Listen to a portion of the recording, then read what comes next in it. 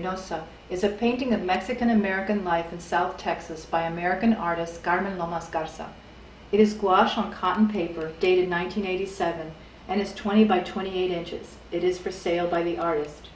The name means the fair in Reynosa, which is a city near the border with the U.S. Lomas Garza uses experiences from her childhood to create her art, as well as to author children's books. She calls her paintings, quote, "a little piece of my heart," because of their personal significance. As a Chicana growing up in Texas, she was punished for speaking Spanish and made to feel ashamed of her culture. Her art is a, quote, "way of healing these wounds." She wanted to be an artist since the age of 13, having been inspired by her mother, whom she used to watch painting bingo cards, or loteria. Lomas Garza even used to create the clothing for her paper dolls. Our scene is of a large week-long fair.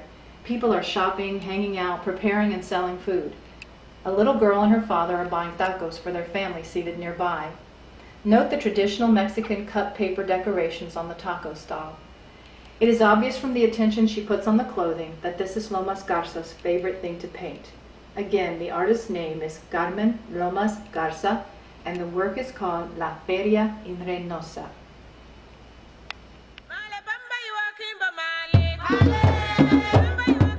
Warrior's Vision is an acrylic on canvas painted in 1988 by the Native American artist Daniel Longsoldier.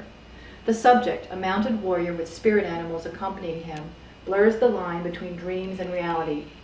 This painting is deeply rooted in Lakota, i.e. Sioux, religion.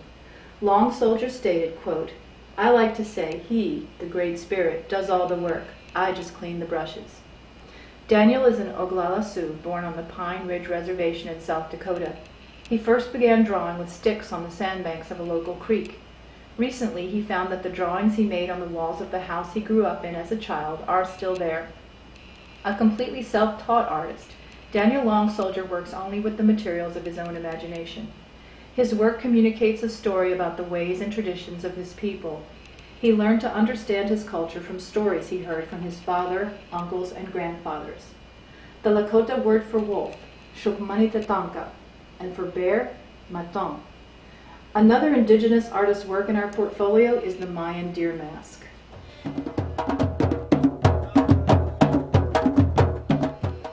This painted mask is an original artwork hand-carved from wood by an unknown artist in 2003. It's painted bright green with orange and yellow spots and is 12 by 9 by 4 inches. Our mask dates from this century, but the tradition it represents goes back thousands of years. Over 1.5 million Maya speakers live in southern Mexico, Guatemala, and Belize. The Maya revere the masks themselves as sources of power. They bless the masks with copal incense and give them food offerings to keep them happy. The mask is associated with the deer dance, which the Maya reenact at week-long fiestas, especially during the feast day of St. John the Baptist in late June. Other characters in the dance include an old man and woman, hunters, dogs, monkeys, and jaguars. The marimba, a sort of xylophone, accompanies the dancing, which may last for hours. Dressed in colorful capes, the dancers wear the masks on the top of their heads with their faces obscured by fabric. The dance blends traditional Mayan and Catholic rituals and places. To say hello in Mayan, Ba a Shoa Alik.